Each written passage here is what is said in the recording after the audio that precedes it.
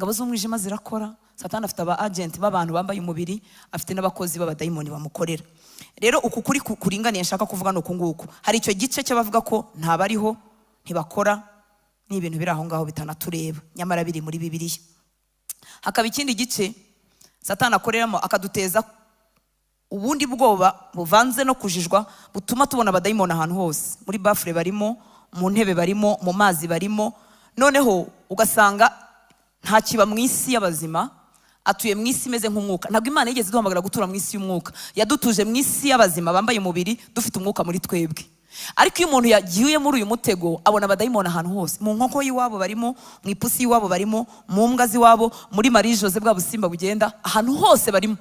Uwo muntu utekereza gutyo ntashobora kugira ubutsinzi muri Kristo Yesu, kuko agira ibibazo n'ingorane zimuriho, akagira n'ubwoba bwa Satani bumuteretseho. Icyo gice ntabwo ari cyo. Si ibyo nshuti z'Imana, na kiriya kivuga ko batabaho ntabwo ari cyo. Dukwiriye kumenya ko umwanzi ariho, agira abakozi, agira abadayimoni atuma, tukamenya ariko n'ubutware dufite muri Kristo Yesu.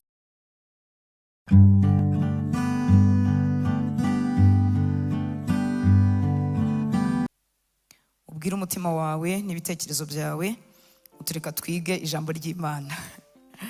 Nasanze ibitekerezo by'umuntu byorohera kugenda iyo ndimo nkurikira inyigisho kuri za YouTube cyangwa ndimo nkurikira umuvugabutumwa. Nk'umuntu twicaranye ashobora kurambirwa, kubera ko nshobora kumva inyigisho nkongera ngasubiramo. Hari ukuntu igitekerezo kigucika, sinzi niba ariko ndumva sinjye nyenyine bibaho, ariko umva nk'igitekerezo kigiye gukora ibindi bintu kandi ijambo ryo ryakomeje, wagaruka ugasanga ryagucitse. Kuko rero ntifuza gucikwa n'ikintu na kimwe, bitanongera ngasubiza inyuma, ku buryo umuntu dushobora kuba tugendana mu modoka cyangwa twicaranye uwo ashobora kubirambirwa. Ariko mu by'ukuri buri jambo ry'Imana rigucitse riba rihetse byinshi by'Imana yakugeneye, ntukajye wemera ko rigucika. Kandi umutima w'umuntu n'ibitekerezo by'umuntu biratangaje, bishobora gusohoka muri iyi sare bigatembera isi, ntimubizi? Bikagera muri Amerika wenda utaranagerayo, cyangwa se bikajya mu ntara z'u Rwanda, cyangwa bigasubira mu rugo kandi urahangaha. Kandi umwanzi abikoreramo kuko azi neza ko ijambo ry'Imana ryo riduhesha kwizera, kandi kwizera kugaduhindukira ingabo ndende dukingisha imyambi ya wa mubi yaka umuriro. Mu ijambo ry'Imana niho tumenyera Imana, niho natwe twimenya by'ukuri. Rero umwanzi akora ibishoboka byose agaduteza urugamba rwo mu bitekerezo kugira ngo tutaryumva. Ukaba ushobora kurangiza wibuka nk'akantu wenda gasekeje umuvugabutumwa yavuze, cyangwa wibuka umwenda yari yambaye, ariko wakurura ijambo ry'Imana wumvise ukumva nta kintu wasigaranye. Rero bye kutubera bityo mu izina rya Yesu. Umutima wawe, ibikurimo, ibitekerezo byawe byose tubyerekeze ku ijambo ry'Imana. Umwuka wera twigishe kandi icyo yatugeneye tugihabwe.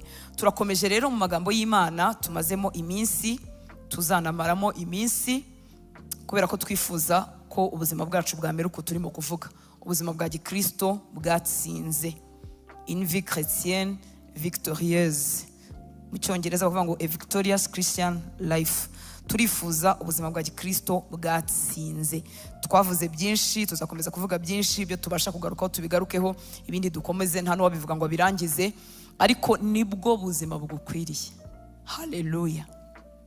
Igihe Yesu yaguhaye agakiza, yari yizeye icyo akoze mu buzima bwawe, yari yizeye imbaraga ziherekeje iyo mbuto y'Imana yaje muri wowe, yari yizeye ko ugiye kuba mu buzima bufite amahoro, bufite kunesha, bufite gutsinda, bufite imbaraga zo kubaha Imana, bufite imbaraga zo gusohoza icyo Imana yakugeneye hano mu isi, bufite imbaraga zo kudatwarwa n'imiyaga n'imiraba y'uburyo bwose.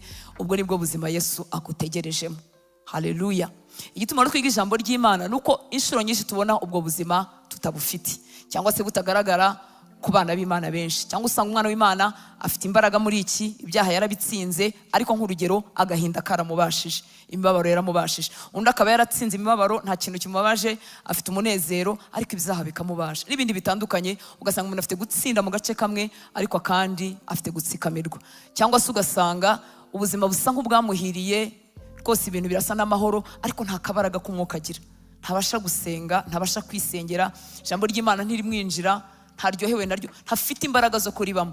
Hari ukuntu dushobora kubyita tukavuga ko hari akazi kenshi n'inshingano nyinshi, ariko ntabwo ari ibyo, ahubwo nta mbaraga zo kubibamo umuntu aba afite, nta mbaraga zo gusenga umuntu aba afite. Haba nubwo twiyorohereza ukavuga uti rero njyewe ntabwo Imana nyigora cyane, simvuga byinshi. Ubu rero ngo twe tuvuga byinshi ngo turayigora, ubwo ni kuba utubwiye. Imana ikubabarire. Oya, ikidutera kuvuga byinshi ni umutwaro, ni ingorane tubona hirya no hino zidutera kutisengera twenyine tugasengera n'abandi. Imana ihagurutsa abinginzi, Imana ihagurutsa abantu itiza umutima wabo. Niba Yesu akitwingingira kugeza uyu munsi kandi atuye mu bihe bidashira, wowe nawe igihe utijwe umutima w'Imana wahabwa imbaraga zo kwinginga. Rero iyo tuvuga ubuzima bwa gikristo butsinda, no kugira ngo tugire ubutsinzi muri ibyo bice byose Imana itwifuzamo. Nta muntu wabimenya byose uko bingana, ariko igikwiriye mu buzima bwa gikristo n'ibikwiriye umwana w'Imana ni ukugenda yigira imbere. Ntago dukwiriye kugera ahantu ngo tumere nk'abenda nk'abahagaze, uretse ko burya nta guhagarara kubaho. Iyo umuntu yibwira ko yahagaze aba arimo kugira gute? Usubira inyuma. Ntago rero bidukwiriye. Dukwiriye kuva mu guhishurirwa Kristo, turushaho kumuhishurirwa, tugwiza amahoro ye arushaho kuba menshi, tugwiza imbaraga zirushaho kuba nyinshi. Dukwiriye iteka ubuzima kuba turimo kwigira imbere. Simvuga ko imibabaro y'isi idahari, ingorane zidahari, byago n'amakuba bidahari. Oya, birahari, na Bibiliya yarabivuze, ariko iratubwira ngo muri ibyo byose Data azadukiza. Byago n'amakuba by'umukiranutsi ni byinshi, ariko Uwiteka agira gute? Amukiza muri byose. Haleluya. Amagambo menshi rero twavuze, kubw'umwanya ntitwarangije inyigisho y'ubushize, ariko twari tugeze ahantu sa nk'uhasimbuka, aho twavugaga ko amadayimoni cyangwa se Satani n'ingabo ze bari powerless, ntago bafite imbaraga kubera icyo Yesu yakoze ku musaraba. Murabyibuka ko twavuze ko umwana w'umuntu yatakaje ubutware igihe yakoraga icyaha agatandukanywa n'Imana, bityo ubutware bukajya mu maboko ya Satani. Hanyuma umwana w'Imana yihinduye umuntu, yambaye umubiri, atsinze Satani, atsinze icyaha, abari muri we bagarurirwa ubutware.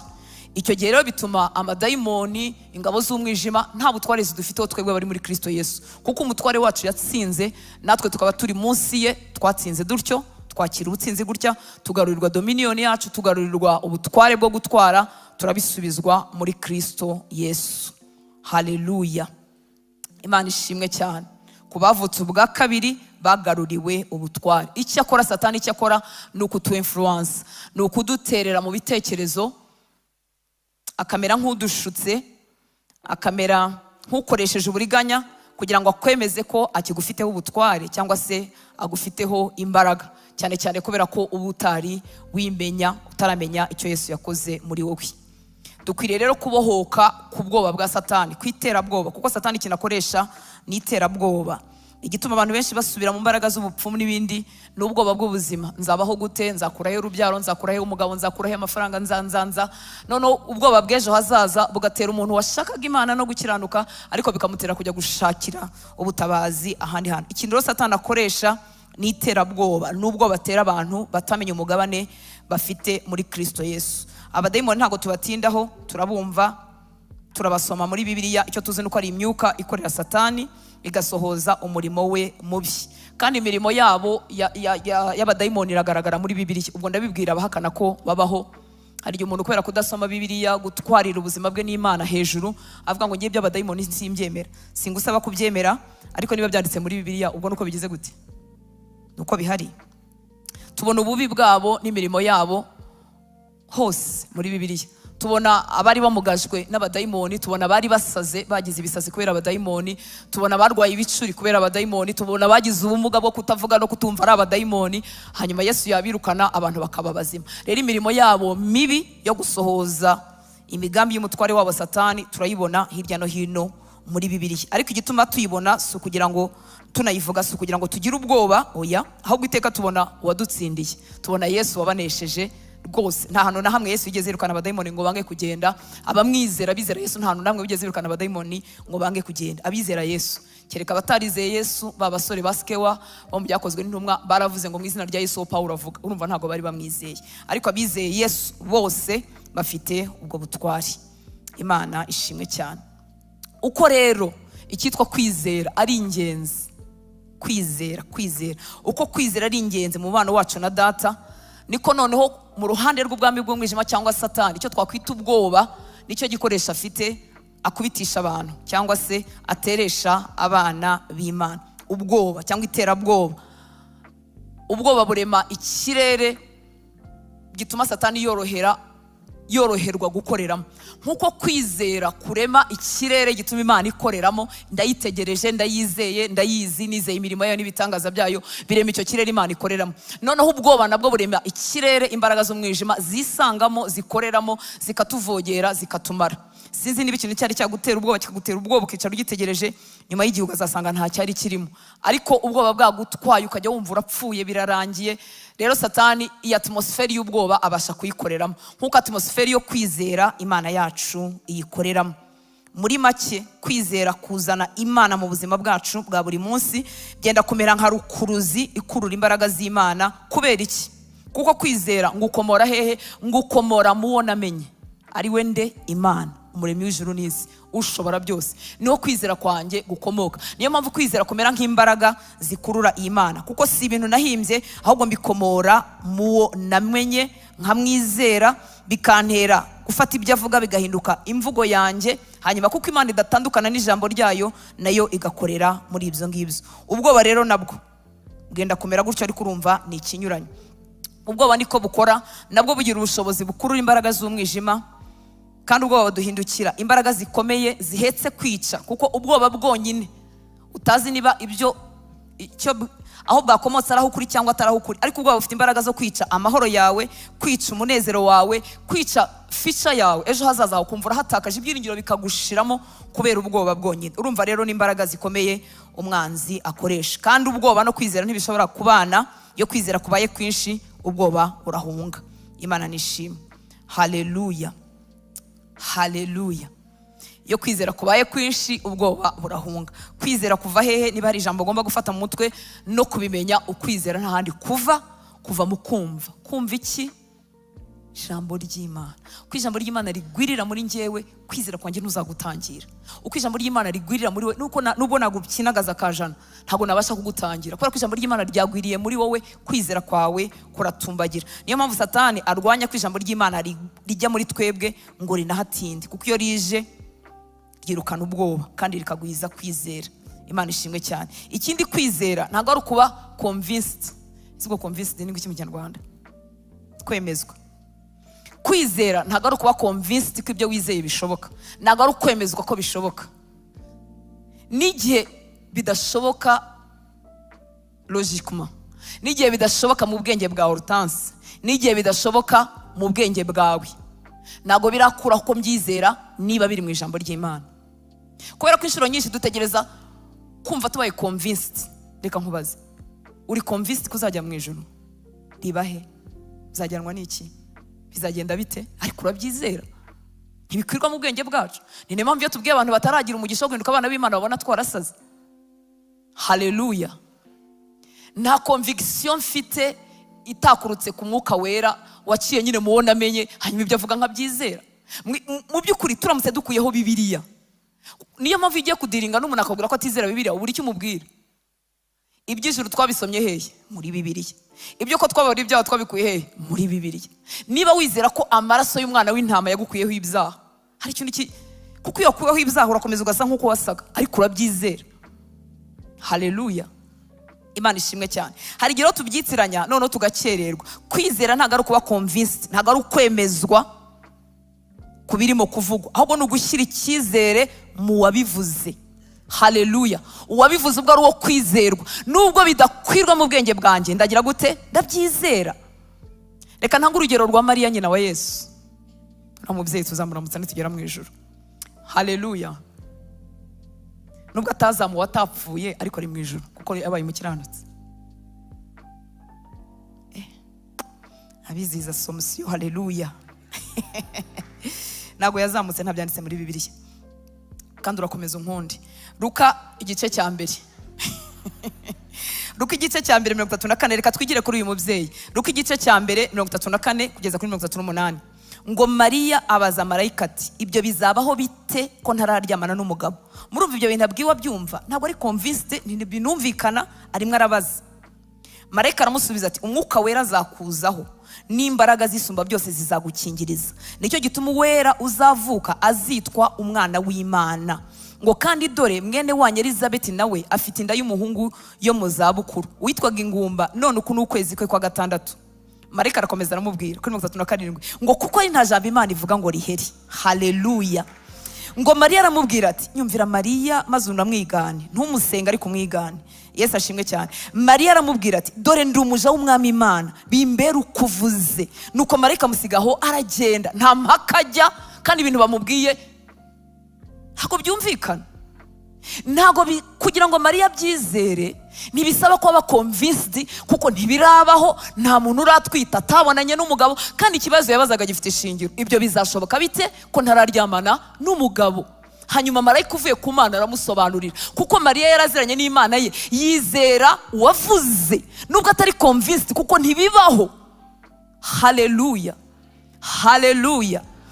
Niyo mpamvu ubwami bw'Imana bukwiriye abameze nk'abana batoya. Kubera iki? Niba byanditse, Hortense n'ubwenge bwanjye buke cyangwa bwinshi ifite, ndabushyira ku ruhande, mfata ibyanditswe.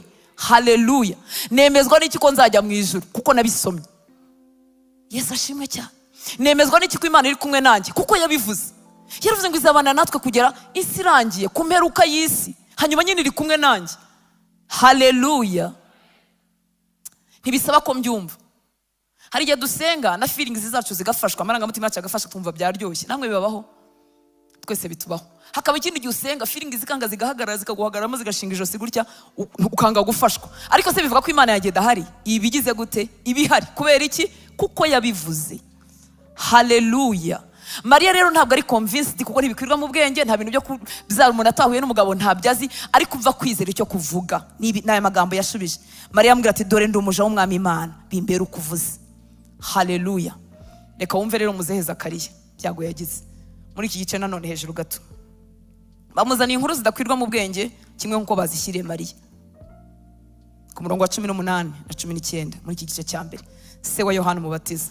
Ngo Zakariya abaza marayika ati ibyo nzabibwirwa n'iki ko ndi umusaza n'umugore wanjye akaba ari umukecuru? Ni ikibazo cyiza cyumvikana twese twabaza, kinameze nk'icyo Mariya yabajije. Yavuze ati bizashoboka bite ko ntararyamana n'umugabo? Umuzehe we nawe aravuga ati ibyo bizashoboka bite ko ndi umusaza n'umugore wanjye akaba ari umukecuru? Ariko ikibazo ntabwo Zakariya we agiye gukomeza nk'uko Mariya yakomeje, ndetse marayika yahise amukubita uburagi. Ngo marayika aramusubiza ati nuvuga ngo ushidikanya kwa Zakariya kwateye marayika kwisobanura. Murebe ko kwa Mariya bitigeze biba, ariko gushidikanya kwa Zakariya guteye marayika kwisobanura. Ngo marayika aramusubiza ati ndigabura iheri. Muri make uranshidikanya naho mvuye ngewe. Ndigabura iheri uhagarara imbere y'Imana, kandi natumwe kuvugana nawe ngo nkubwire ubwo butumwa bwiza. Zakariya arashaje, yes, na Elizabeth arakecuye, ariko ubwo byavuzwe n'Imana, nta jambo Imana ivuga ngo rihere. Haleluya. Urugendo rwacu rw'agakiza rutangirira mu kwizera. Abakomera mu gakiza banesha bakomezwa n'iki? No kwizera, nta kindi. Imana ishimwe cyane. Abakomerera mu gakiza, abatsinda mu gakiza, bafidinga mind yabo, bayigaburira ijambo ry'Imana rigakomeza rikajyamo kugeza igihe amarojike ya Hortense ajya ku ruhande, iby'Imana ivuga nkajya numva ari byo mvuga, nkajya numva ari byo byanjye nkabigira ibyanjye. Uko niko umuntu agira ubuzima bwa Gikristo butsinda. Urugendo rwacu twatangiriye mu kwizera, rukomezwa no kwizera, tuzarusohoreza mu kwizera. Haleluya, haleluya. Zakariya ntiyahawe andi mahirwe yo kwisobanura, ariko ubwo umutima we wari wanze kubyakira. Ahakurikiyeho marayika yaramubwiye ngo ubu none ahura bikirage. Uragobwa ururimi kubera iki? Nusohoka uravuga ibintu bitari byo. None ceceka. Yiceceka y'Imana ndayikunda. Ujye uceceka niwumva ugiye kuvuga ibintu bitari byo. Ujye wicecekera. Ceceka. Kuko nusohoka uravuga uti dore rero haje marayika, namubonye, nari ndimo ntamba, yari iminsi yanjye yo gutamba, arambwira ngo nukuri kose uziko yatinyitse akambwira ngo nzabyara shaje nya n'umukecuru, ngo ariko buri Imana koko, ariko Imana nayo irakabye. Bamurinze rero amagambo y'amateshwa. Bamugira ikiragi araceceka kugeza igihe Yohana yavukiye. Bamubaza izina ry'umwana araryandika, ururimi rugobotoka gutya. Nari ndimo kuvuga nshuti z'Imana, nari ndimo kuvuga ngo kwizera ntago ari kuba convinced, kuko ibintu byose Imana ivuga ntabwo byakwirwa mu bwenge bwawe.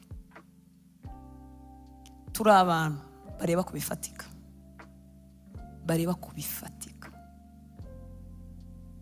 Iyo mfite ikintu gifatika wampaye, iyo uhari nkaba nkubona ko turi kumwe, turi bugendane, uri bumfashe tukagarukiraho. Ariko nta kintu na kimwe cy'amakabza nkuru Imana yigeze twandikira muri Bibiliya. Ntiyigura, ntiyihonga, ibyanditse byose irabikora. Haleluya. Niki kidukwiriye rero kugira ngo tugire ubuzima bwa gikristo butsinda kuri aha tugeze? Nuko amagambo Imana yavuze wayemerera akakuzura. Rya jambo riba mu Baroma 12 tubwira kuvugurura imitekerereze yacu, nicyo riba rivuga. Ijambo rigwirire muri nge rimarimo imitekerereze yanjye yo gutsindwa no kunanirwa n'imiruho y'isi, ingorane dore ko ziba ari nyinshi. None iby'Imana ivuga byusure mu mutima wanjye. Haleluya. Imana yacu iri kumwe natwe, ntabwo ibeshya, ntihimba. Imana ishimwe cyane. Abana b'Imana rero bafite uko kwizera kuguma muri bo bazagira ubuzima bwa gikristo butsinda, ntibazahangayika. Uzajya ugira ngo bameze nk'abadatuye ku isi, atari uko batahatuye, ahubwo bafite ibindi bibatunze, bafite ibindi bizeye, bafite ibindi bintu bategereje, kandi bibamara ubwoba bw'isi. Ni ukuri isi ifite ingorane, twese turabizi, buri muntu azibye, cyangwa ukamenya n'ibya mugenzi wawe wumvise. Isi ifite ingorane, isi ifite ibibazo bigoye, ariko Imana iri hejuru ya byose.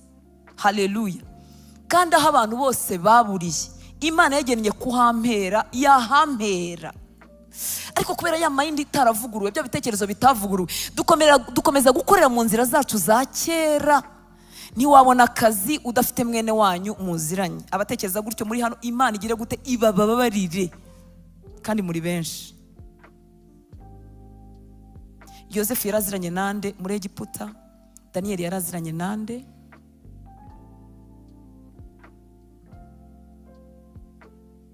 Muri make ntituzi imbaraga z'Imana yacu. Ni koko kumenyana n'abantu bikingura imiryango.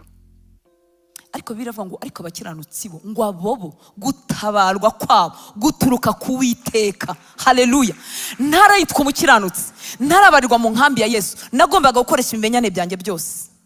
None iyo dutinze kubimenya, Imana kugira ngo itwigishe mu mbabazi zayo, igira gutya nakizwa, igakinga ibimenyane byose nari mfite, ikabikinga abantu bakanyibagirwa. Ayi, ubibagiwe ihangane. Imana yagira ngo igucutse kukudepanda ku bantu. Imana igeze kuncutsa, irancutsa we, irancutsa no gukunda ntakubone.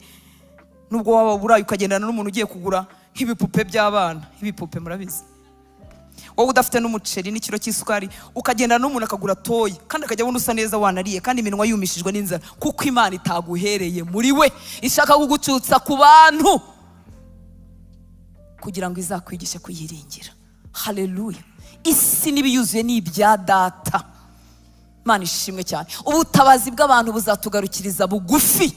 Ikindi bitera Imana kutadutabara, kuko ibyiringiro byanjye biba biri muri wowe tugendana. Havwe ni buriya Piensi yasha. Piensi yaziranye nande Piensi? Aziranye n'akana kazamongezaho. None bigatuma ntareba Imana. Twaza mu masengesho y'iminsi 3, nubwo ndimo senga Imana, ariko agatima karimo Piensi azamvuganira kwa kanaka. Muri make sinizera Imana. Dutereke ibyiringiro by'abantu hasi, dutumbire iyo kwizerwa itananirwa. Iyi ngiyo yabikoze, ijya mu mutima wa muntu Piensi yagomba kungezaho, ikamubwira, ikabishyiramo, ikabishyirayo, akanyibuka ntamwibukije. Ariko kwizera, twanze ijambo ry'Imana bituma kwizera kutaza. Muzi ko abarokore bajya mu bapfumu? Haleluya. Mubaki bapfumu vrema. Ukagira Imana ikagira inama umwana w'umukobwa ngo ariko ntabwo uzajya wirigushinyitsa aho ngaho ngo we wagiye kureba, ngo wagiye gushaka uko abandi babigenza. Abandi bake isundi umugabo umuntu akuye mu bapfumu amurindisha iki? Gusubirayo. Ubwo uzahora mu bapfumu kuko wamuherewe mu bapfumu no kumugumana ni mu bapfumu. Abarokore mureke twizere Imana, ndabingenzi. Mureke tube mu ijambo ry'Imana ritugaburire, tumenye Imana tugendana ishobora byose. Ibyitarama ntiharagera kwibima. Nimba mpagaze aho ngomba guhagarara, uretwa bwa Satani butantwaje igitugu, ibyo yangeneye byose hatabuzemo na kimwe nzabihagarara. Ibyo yakugeneye hatabuzemo na kimwe nzabihagarara. Tumbira Yesu kugira ngo akuzure, iterabwoba rya Satani ntirikubashe ngo mwishyire. Haleluya. Haleluya. Kuki turimo kuvuga kwizera? Nuko udashobora gukomera mu mugambi w'Imana no gutsinda Satani uri umuntu wakutse umutima. kwizera kumaramo impagarara, kukamaramo gukuka umutima, kukamaramo kudakangika, nta kintu wankangisha. Niki gituma abantu bamwe bajya mu byaha n'ubwoba. Ashaka kuvuga ati inzu nzayishyura iki? Ubu ngiye gusubira iwacu mu cyaro. Namba nawe urahafite. Ubwoba bw'ubuzima. Kavuga uti ubu ngiye kumanuka muri standard, ariko iyo ntuza yo kabaho iyo standard we. None ubwoba bw'ubuzima bukagutera gukora icyaha utagikunda. Ukemera ugasambana ukabona yo kwishyura inzu. Ukemera ugapfa nabi kugira ngo ubone amafaranga. Ubwoba bw'ubuzima. Kwizera rero kuduhindura intwari n'ibiharamagara, nta kintu dutinya. Iyo akazi batwirukanye turavuga ngo yari akaduhaye izaduha n'akandi. Haleluya. Iyi ndwara ikomanze turavuga ngo yadukije za zindi za mbere izadukiza n'iyi. Imana ishimwe cyane. Iyo akagezi kakandi katunze Eliya iyo gakamye turavuga ngo yari yaragafukuye izadufukurira n'akandi.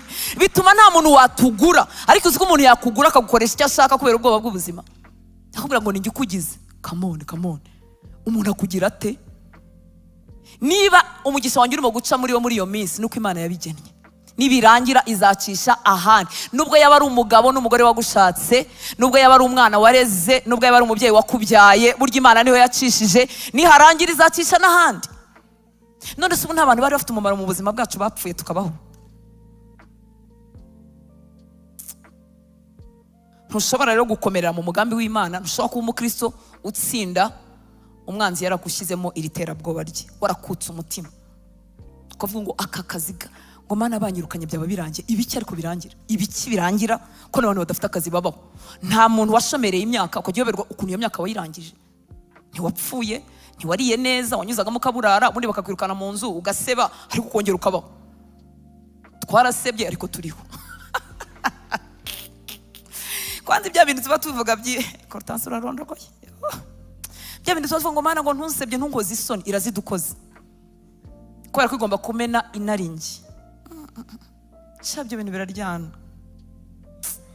Hahandi nayibwiraga ngo ntinkoze isoni nayo niho izinkoreza.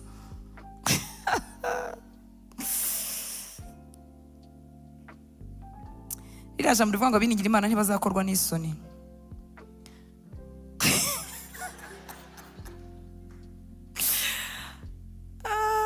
Naryo rindi rivuga ngo nitutagira isoni zo kumuhamya rero ntazagira isoni zo kuduhamya n'imbere ya Data. Ntabwo ari inaha. Inaha zizagukora. Ino zizagukora. Izari isoni zizongere zivemo icyubahiro cy'Imana kandi zikuviremo umumaro wo kumenya Imana no kutishingikiza ku kintu na kimwe. Kuko ibyo twishingikirijeho n'ibyiheraho inyeganyeza. Kaba wishingikirije ku bwiza. Ntumenye aho bwagiye. Nabwo rero ni bubi burashukana. Ukayoberwa imbere n'inyuma, ukayoberwa niba uri inzobe cyangwa wirabura.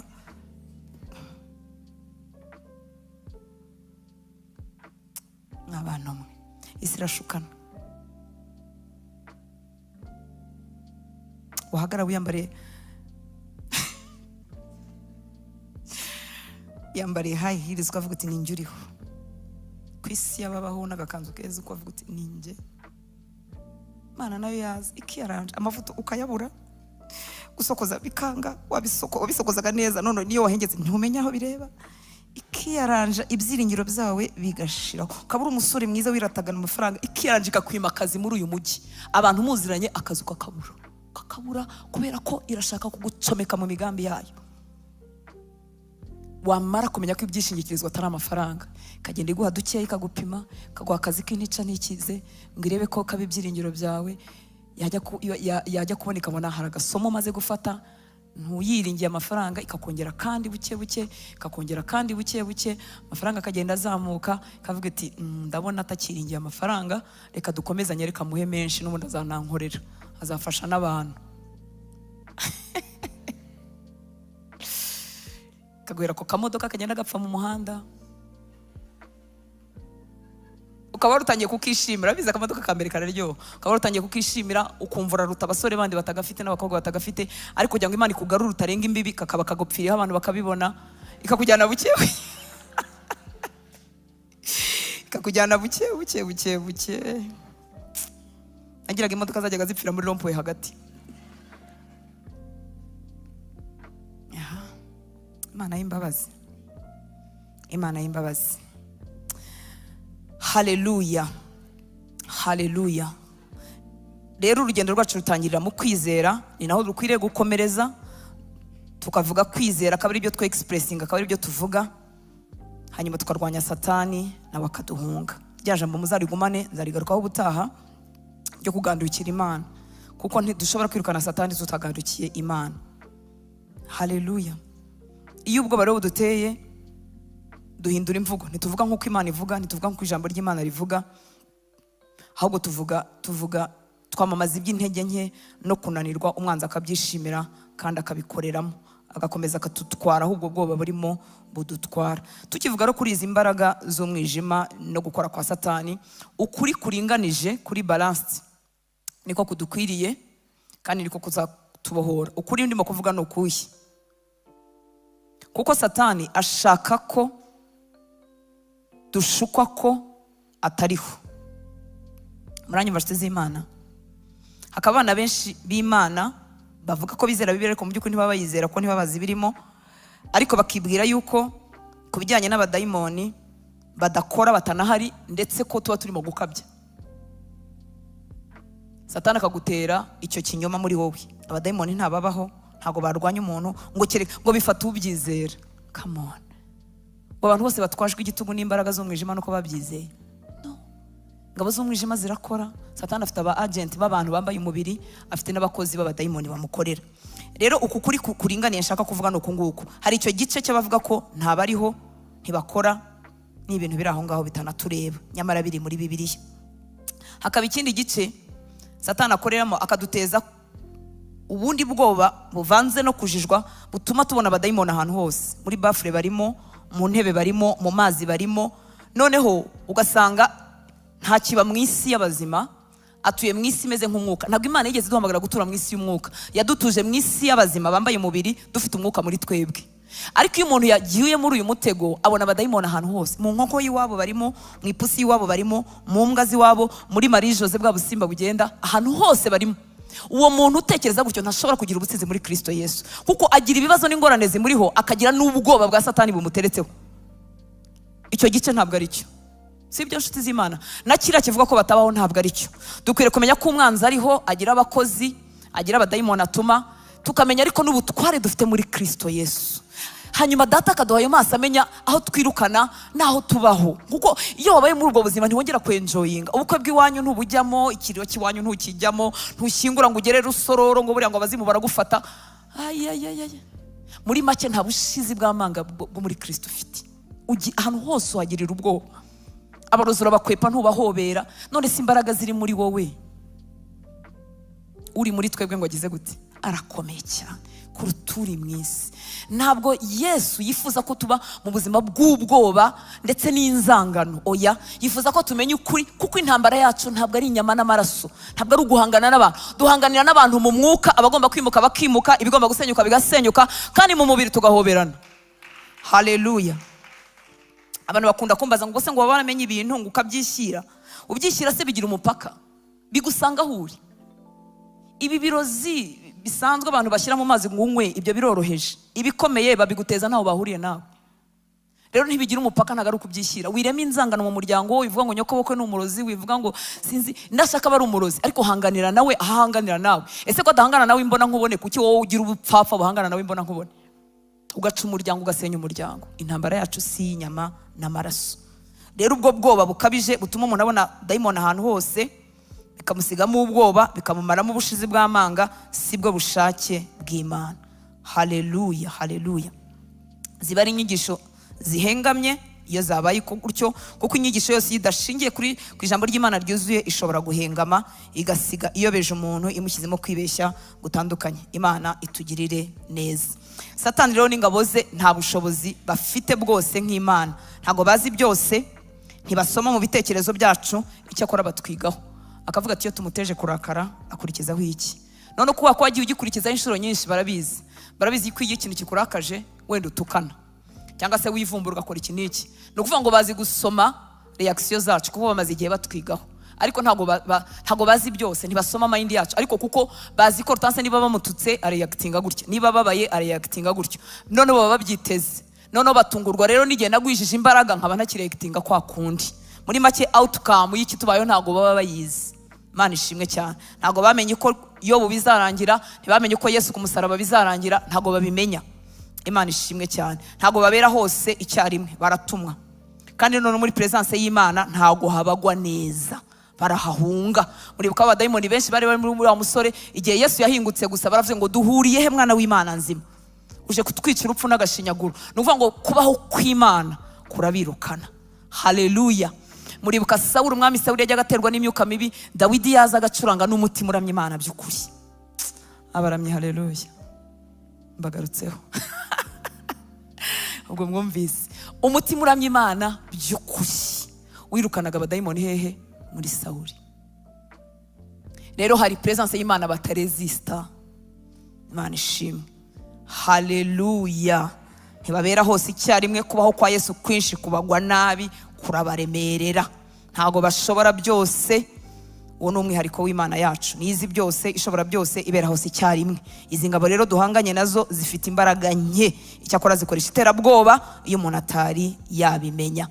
Imana ishimwe cyane. Umva izi ntwaro ngaruna ku musozo ziri mu Byahishuwe 12 umurongo wa 11. Byahishuwe 12 umurongo wa 11.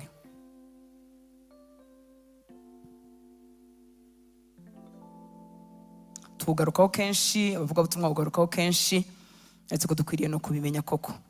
Nabo bamuneshesheje amaraso y'umwana w'intama n'ijambo ryo guhamya kwabo, ntibakunda amagara yabo, ntibanga no gupfa. Umva ibyo dutsindisha Satani n'ingabo ze, amaraso y'umwana w'intama. Kuzimu bafite amaso, barareba bakamenya ngo uriya wari ikimenyetso cy'amaraso, uriya nta kiramubaho, ntarinjira mu isezerano rya Yesu. Uriya amaraso amuriho arayizeye, azi imbaraga zayo, azi icyo bikora.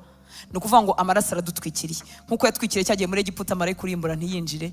Amaraso ya Yesu aturiho. Haleluya.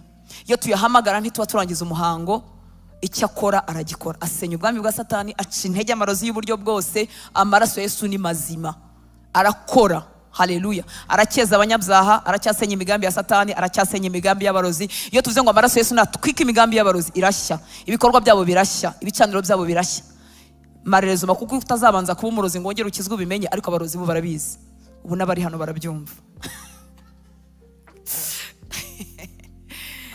Nabo bamuneshejeje amaraso y'umwana w'intama. Nuvuga ngo intwaro yacu ya mbere ni amaraso y'umwana w'intama. Haleluya. Iyo uvuga ngo amaraso Yesu antwikire, amaraso Yesu atwikira urugo rwanjye, amaraso Yesu atwikira abanjye, birakora. Ariko kandi ntukwiriye kubikorera mu bwoba. Hari umuntu iyo yibagiwe gusenga agenda yumva ibyago byose biri mu bwoba, ntabwo urindishijwe n'amasengesho yawe. Amaraso Yesu aturiho byiteka, kandi nanone sinkubuje gusenga, ariko ntuzagira ubwoba ngo nuko ntari nasenze ngo nuko byo ntabwo ari byo. Haleluya. Ukwiriye kuba mu buzima bw'umudendezo. Nabo bamunesheje amaraso y'umwana w'intama. Intwaro ya kabiri ni ijambo ryo guhamya kwabo. Ijambo ryo guhamya ryavuye muri kwa kwizera. Nuvuga ngo nakiriye amagambo y'Imana, icyo Imana ivuga, ijambo ry'Imana riba ryinshi muri njyewe, niryo natura, niryo mpamya. Haleluya. Bamunesha amaraso y'umwana w'intama n'ijambo ryo guhamya kwabo. Iyo tuvuga ijambo ryo guhamya, ntago ari uguhamya ngo Imana yanyishyuriye amashuri. Ni byiza ibyo, ariko bifite imbaraga nkeya. Haleluya. Ijambo ryo guhamya ririmo Kristo. Ni Kristo namenye, ndamuhishurirwa, aranyuzuye, nizeye ibyo akora, nizeye imirimo ye muri njyewe, nizeye icyo yakoze. Iryo ni ryo jambo ryo guhamya ritsinda Satani. Haleluya. Iyo Bibiri ivuga ngo ijambo ry'Imana ngo rimeze nk'inkota icyariye mugi yombi, nibyo birakora. Imana ishimwe cyane. Umwanditsi umwe w'ibitabo witwa Rebecca Brown, kubigeze gusoma ibitabo bye, nabisomye kera.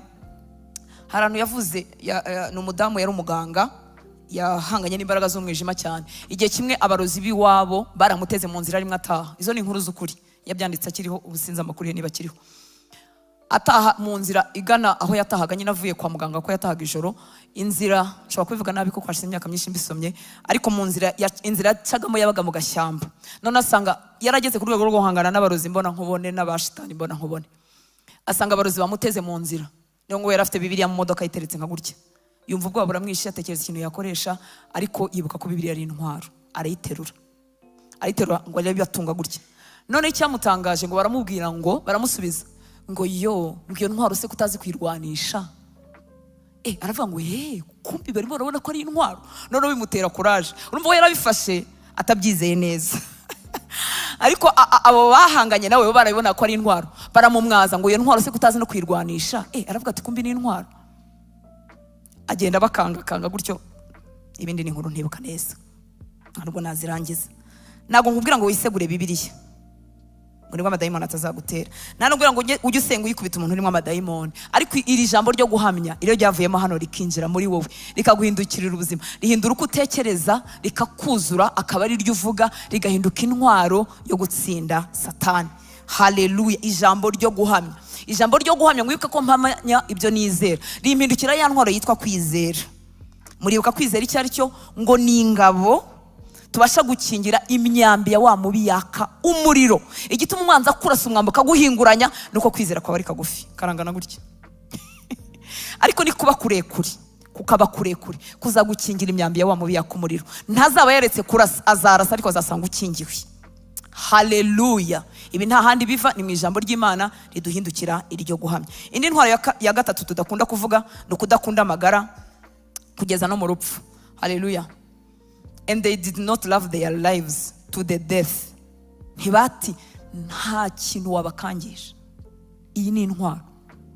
Ni intwaro umuntu ashobora kuba ari douce, ari du, avuga neza, atuje, ariko mu mutima we ari igiharamagara. Igiharamagara muracyumva?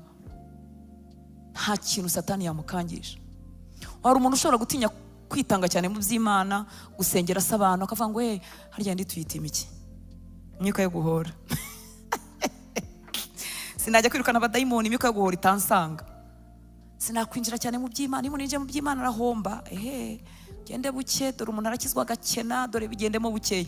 Iyi ntwaro kwizera gusiga ikindi kintu gikomeye mu mitima yacu, hakaba nta kintu kibaho Satani yagutinyisha unanirwe gukomeza urugendo. Haleluya. Haleluya. Atavuga ngo ninkwambura abana isi uzakomeza umpamye, ese ninkwambura umugabo n'umugore, ese ninkwambura akazi, ese ningira icyo nkora, ningira icyo ntinza. Igituma Satani akubasha, arabizi ko yatindije kindi kintu, uvuga uti Imana ntinzi, ntinandeba, ntinanyumva. Ariko hari abandi bagwije imbaraga z'umutima. Haleluya. Ndakwifuriza kuba muri abo ngabo bagwije imbaraga z'umutima, nibiharamagara, nta kintu wabakangisha ngo bananirwe gukomeza urugendo, bananirwe gukomeza umuhamagaro. Kaduha Imana icyubahiro. Haleluya. Iyi ni intwaro ikomeye. Icyatumye abigishwa ba Yesu batabasha kubazimya niko bari bameze, ntibatinyishaga amagara yabo. Paulo yaravuze, baramubwiye ngo baragufunga, nyiri uyu mushumi agabo yizirikagaho nagera i Yerusalemu baramufunga. Aravuga ngo uretse no gufungwa niteguye n'iki? No gupfa. Hari igihe tugira ngo iyo tuvuze ngo ibyo ngibyo ngo tuba duhamagaye urupfu. Oya. Imana itubereye maso, nta rupfu mpamagara ngo ruze, ahubwo ni ubushizi bw'amanga butuma nta kintu Satani yankangisha, ntacyo yangura. Ntabwo yambwira ngo utazenda kwima akazi, ndakwima amafaranga. Namubwira ngo nzi kuba mu bisaga, nzi no kubaho bidahari, nzakomeza kubaha Imana. Ntabwo yambwira ngo abantu bose barakuvaho ngo nukomeza kwigisha ibyo bigisho by'iterabwoba. Namubwira ngo bahari cyangwa badahari, nzakorera Imana yanjye. Haleluya. Ni intwari ikomeye. Satani na kuzimu n'ingabo ze baraturunguruka bakayimenya, bakavuga turiya cha hirya no hino, kuko nugenda direct murahangana. Cha hirya no hino wigoragonze, kuko ni igiharamagara, ntacyo atinya, ntacyo ahomba. Ubundi niko gupfa muri Kristo bivuga. None se ubundi kuba warapfuye ubugihombye iki? Ntacyo uhomba, ntacyo yagukangisha. Nubwo wasigarana ubusa, ugasigara nta bantu bahari, umeze nka Yohani ku kirwa cya Pati muri wenyine, nabwo waramye umwami, nabwo wamukorera ibyo yagusaba gukora byose wabikora. Igituma twanduranya muri iyi mirimo nuko imirimo y'Imana ihita ifatana natwe. Unaba nkoze imirimo migari, mfite ibintu binini nubatse, ngahita mfatana nanjye. Imana yashaka kumbwira ngo ndakwimura utaze ngujyanye muri Sudani, ngumva ndapfuye kubera ko bya bintu nzirikanywe nabyo. Ibyo nibyo bitera intambara z'uburyo bwose. Ariko aba bantu ntibakunda amagara yabo, ntibanga no gupfa. Nta terabwoba Satani yabakoresha. Iyi ni intwaro ikomeye. Ni byiza ko tugira amaraso Yesu kuri twebwe, ni byiza ko tugira ijambo ryo guhamya, ariko ni byiza ko wizera Imana kugeza igihe umutima wumereye gutyo. Umutima wawe ugereye ahangaha, umutima wawe utandukanyijwe n'ikintu icyo ari cyo cyose. Ni byiza kugira abantu, ni byiza kubyara, ni byiza kugira amafaranga, ni byiza kugira abadukunda, ariko kugera igihe umutima utagirana attachment n'ikintu icyo ari cyo cyose n'umuntu wari we wese, kuko nibigumaho Satani niho azajya aca, nicyo azakubashisha, aza hazakanda ugahita uboroga ukarambarara, imirimo y'Imana yose ukayivamo. Haleluya, haleluya, haleluya. Uwakijijwe rero ugendera mu kumvira no kwizera, nta muvumo, nta burozi, nta dayimoni, nta ngabo z'ikuzimu, ntacyo byamutwara. Umuntu wese wakijijwe ugendera mu kumvira, usabumitinga munsi y'ubuyobozi bwitwa Yesu, ntacyo wamutwara, nta muvumo wamufata, nta burozi bwamufata. Ibimugeraho Imana iba yabyemeye kandi izabikuramo icyubahiro cyayo. Haleluya, haleluya. Kuko ubu buzima bwumvira, ubuzima bw'umuntu uri muri Kristo Yesu, iyo Satani abuteye abakoze kuri Yesu. Muribuka Pawulo ari mu nzira ahura na Yesu ajya Damasiko. Pawulo abyisubiriramo mu byakozwe n'intumwa uko byagenze. Yavuze ko yabonye umucyo mwinshi, akumva ijwi, abari kumwe nawe ntibumva ijwi, ariko arangije aravuga ngo yumvise ijwi rimubwira ngo birakugoye gutera umugeri ku mihunda. Muri make birakugoye gutera umugeri ku macumu. Bibiliya ijambo ry'Imana yaravuze ngo nta nduru irwana n'ingoma, niryo jambo bakoresheje. Abanyamugi ntago muri bubyumve. Haleluya. Ariko biravuga ngo birakugoye, mbese urimo urarwana n'ikintu kikurusha imbaraga. Niko Pawulo yivugiye mu magambo ye arimo atanga ripoti imbere y'umwami Agripa, ngira ngo ni mu byakozwe no 26 niba nibuka neza cyangwa na 4.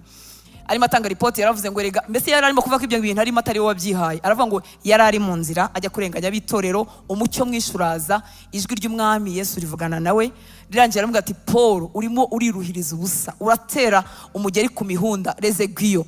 Muri make ni wowe uzagira gute? Ni wowe uzababara. Mureke twumvira Imana, kuba munsi y'ubuyobozi bwa Yesu, gusabumitinga munsi ya Yesu. Unsanzeyo akora kuri Yesu, hanyuma agahangana n'Imana.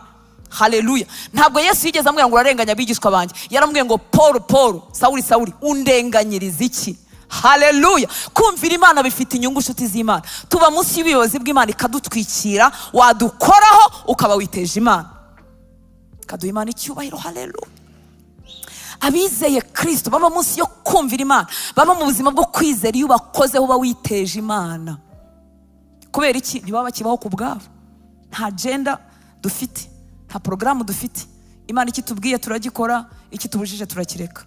Abo bantu bameze gutya rero kubakoraho no kugira gute? No kwiteza Imana.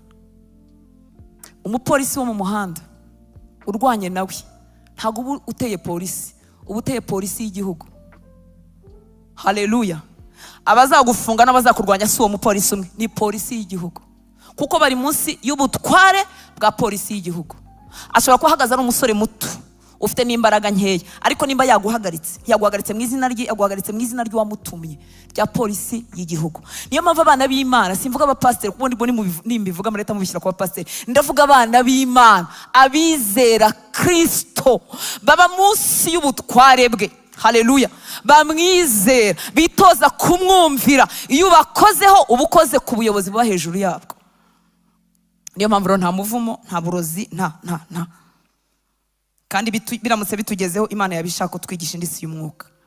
Haleluya, haleluya. Kuki rero ubwo twagenewe gutsinda tubona kunanirwa kwinshi mu bana b'Imana, tuzabikomerezaho ubutaha.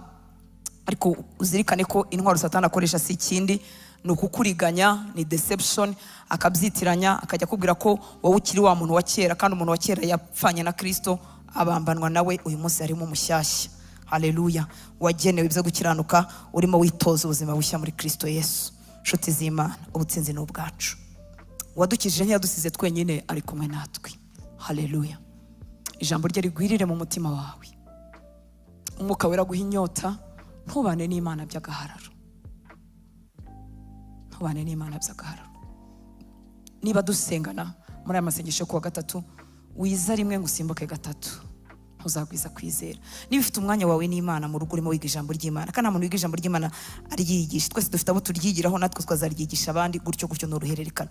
Niba ufite umwanya wawe n'Imana, ukomeze wibana n'Imana, ariko ibintu byasambutse, ariko imyambi yabaye myinshi, bari gufata amasengesho. Ugira amasengesho y'ubusabane, just kwifuza kumenya uyu mwami ushobora byose, kwifuza kumuhishurirwa, nta kindi umusaba. Ukeneye gusabana nawe uzabyungukiramo, uzakuramo imbaraga zigutera kumwumvira, umwuka wawe uzahora ugaburiwe, ntuzagumwuma. Yesu ari kumwe natwe. Reka duhaguruke dusenge. Imana ibahe umugisha. Twagenewe gutsinda.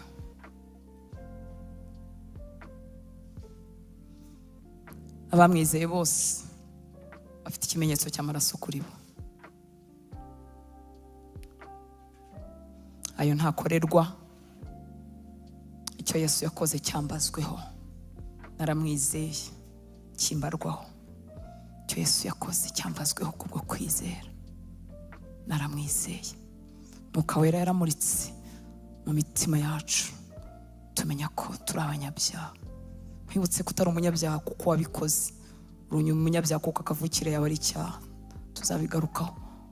Adamu yanduje twese icyaha kuko twari muri we, hanyuma baje muri Yesu wakiranutse, duhabwa gukiranuka, turatsindishirizwa muri we.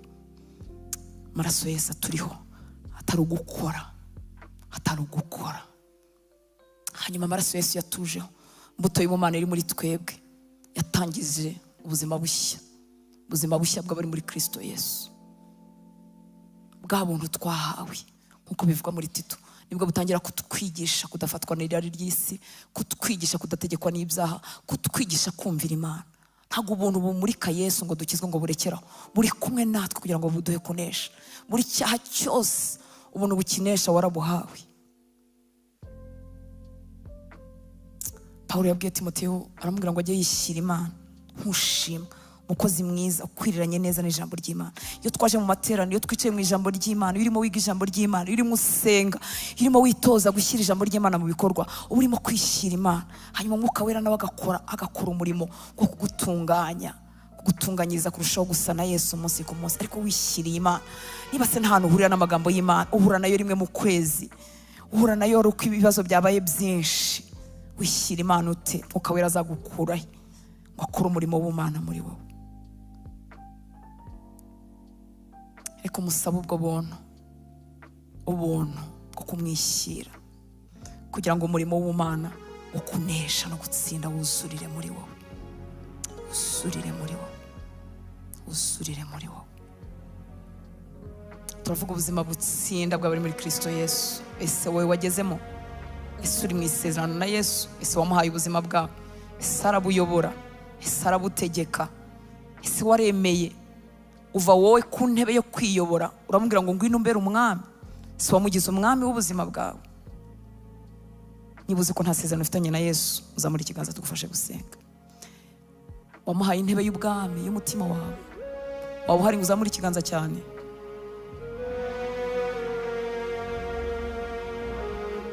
Imana ibahe umugisha. Nawe mbona azamuye ikiganza. Reka dusabe ubwo buntu bwo kwigirana imbere nawe, wagenewe gutsinda. Uru rugendo urimo rw'agakiza rwatangiriye mu kwizera, turukomereza mu kwizera, turabatsinze no kurushaho. Wadutsindiye ntiyatangiye umurimo ngo awukore igice. Musaba ubuntu bwo kwishyira Imana, musaba ubuntu bwo kwiyegurira Imana, musaba ubuntu bwushoboza gusabumitinga, kuba munsi y'ubutware bwe, kuba munsi y'ubuyobozi bwe. Musaba ubwo buntu bugushoboza kuyoborwa n'Umwuka Wera. Igihe Mwuka Wera avuga ati iki nicyo gikwiriye mwana wanjye, iki ntigikwiriye, ikidakwiriye ugihunge, we kucyishyira. Kandi warinjiye mu buzima bushya bw'abari muri Kristo Yesu, ukajya ahantu yarakubwira ati mwana wanjye, aho ntihakwiriye abakijijwe, ibyo bintu urimo ntibikwiriye, ariko ukabijyamo, ugahura nabo utagombaga guhura nabo, ukisanga. Musaba ubuntu bwo kubibasha. Data, turagushimira kuri nyuma y'ijambo ryawe kugira ngo rikore icyo waritumye gukora. Turasaba ubuntu uyu mugoroba, turasaba ubuntu bwo kukwishyira, turasaba ubuntu bwo kutabana nawe umubano w'agahararo, turasaba ubuntu bwo kongera kumva ijwi ry'Umwuka Wera no kuryumvira, kugira ngo tube munsi y'ubuyobozi bwawe, twemere kugengwa nawe, kugira ngo mwami ziriya mbaraga zose watugeneye zikorere muri twebwe. Turi hano mwuka wera, turakwihaye, tuguhaye ibitekerezo byacu, tuguhaye ubwenge bwacu, tuguhaye imibiri yacu, ngo uduhe kunesha, uduhe kunesha, uduhe kunesha. Reka buri mwana we wari munsi y'igitutu cya Satani, munsi y'uburetwa runaka bwamukoreshaga ibyo atagomba gukora, akaba mu buzima atagenewe, reka uyu mwanya yakira ubuntu, yakira ubuntu, yakira ubuntu bwo kuzinukwa, yakira ubuntu bwa mwuka wera, yakire gukora kw'Imana muri we, kumutuza munsi yo kwemera kuyoborwa n'Imana, kwemera kugandukira Imana, ngo twamuneshejeje umwanzi wacu, amaraso y'umwana w'intama kuri twebwe n'ijambo ryo guhamya kwacu. Mwami, ibitekerezo byacu tubishyize hasi, twemeye kugusubiza nk'uko Mariya yavuze ngo umugaragu wawe bimbere uko ushaka. Mwami, hari ibintu byinshi twumvaga bidakwirwa mu bwenge, ariko twasomye mu ijambo ryawe, twabwiwe n'abakozi bawe b'ukuri, ariko twumva ntituri convinced, twumva ntibishoboka. Uyu munsi tubishyize hasi, duhisemo kukwizera wowe wabivuze. Marayika wowe yabwiye Mariya avuga ngo kuko ari nta jambo Mwami Imana yavuze ngo rihere. Mwami, tuje kwizera amagambo yawe, turakwemereye, amarushike yacu tuyashyize hasi, turakwemereye Mwami w'abantu, utuyobabarire aho twayobowe n'amarangamutima, tukayoberwa n'ibitekerezo bitambuka twumvanya abantu, ariko ijambo ryawe ntiririgire umwanya mu mitima yacu, kuko ritadutinzemo, kuko tutaryihaye, kuko tutaritinzemo. Utubabarire Mwami. Twakiriye ubuntu uyu mugoroba bwo kuba mu ijambo ryawe, twakiriye ubuntu uyu mugoroba budushoboza kuba mu byo wahamije, mu byo wavuze. Twakiriye ubuntu bwo kubasha kwiherana nawe, twakiriye ubuntu bwo kubasha gusenga, twakiriye ubuntu bwo kubasha kukugandukira. Umwuka wo kubaha Imana ukorere muri twebwe, umwuka wo guca bugufi n'umutima umenetse bikorere muri twebwe, kugira ngo tukugandukire. Tugusabye imbabazi ahantu hose twakwigometseho, ijwi ryawe rikatubuza kujya mu bintu tukanga tukabijyamo, ijwi ryawe rikatubuza gucudika n'abantu runaka tukanga tugacudika. Ijwi ryawe Mwami, aho twababaje umutima wawe, wavuganye natwe tukanga, tukagira ubuzima bubiri, ubugaragara n'ubutagaragara. Twakiriye ubuntu bwo gusohoka muri ubwo buzima bubiri, turifuza gusa nawe, turifuza kuba bawe byiteka. Turakwihaye Mwami w'abantu, reka imbaraga zawe n'ubuntu bwawe no gukora kwawe bikorere muri twebwe. Wowe washoboje ba Pawulo, niwe Mana yacu. Wowe washoboje ba Petero bakwihakanaga, niwe Mana yacu. Wowe wakijije ibirara byo ku musaraba, niwe Mana yacu. Wowe wakijije ibisambo, wowe waziye abananiranye, ni wowe Mana yacu. Ijambo ryawe ryaratubwiye, warivugiye ngo ntago umuvuzi, umuganga abamusanga ari abazima, ahubwo abarwayi nibo bamusanga. Tukuzaniye uburwayi bwacu bwose uyu mugoroba, gukiranirwa kwacu, kutakwizera kwacu, ibyaha byacu, gushidikanya n'ibindi byose Mwami w'abami byaduhagazemo, turabikuzaniye muganga uruta abandi, kugira ngo udukize mu mwuka, udukize mu bugingo, udukize mu mubiri. Twakiriye kubaho kwawe Mwami. Dusengeye abacu batateranye natwe, abagize indwara, abagize ibyago, abagize ingorane zitandukanye, tubavuzeho ubuzima, tubavuzeho amahoro, tubavuzeho amagara mazima, tubavuzeho naho gutsindishirizwa nawe Mwami. Ubuntu bwawe bubane nabo, ubuntu bwawe bubane natwe Mwami. Tukweretse iriya minsi y'amasengesho uzadushoboze, tugaruka hano tuzagarukana amashimwe, tukuragije igitsina cya Rwanda Shima Imana. Umwuka wawe azayobore byose, maze amashimwe azamuke muri kino gihugu, amashimwe y'ukuri atera amavi y'abanyarwanda kugupfukamira, n'indimi z'abanyarwanda kuvuga ko ari wowe Mwami wenyine, azazamuke yumvikane ku misozi y'u Rwanda, maze nawe wururuke usuka ubwiza bwawe muri kino gihugu kubw'indi myaka 30 ikurikiyeho. Urakoze Data, cyubahiro cyose n'ikibugarukire, mu izina rya Yesu dusenze, amen. Mwami Yesu abaho umugisha, reka turamukanye hanyuma dutahana amahoro ya Kristo.